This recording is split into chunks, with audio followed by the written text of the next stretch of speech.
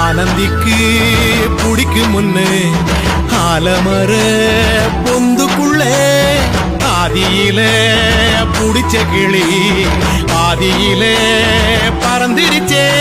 ஏன் பச்சை கிளி அது பறந்த பின்னே நான் ஒத்த கிளி நாள செத்த கிளி தந்தன தந்தன தந்தன தந்தன தந்தன தந்தன தந்தன தந்தன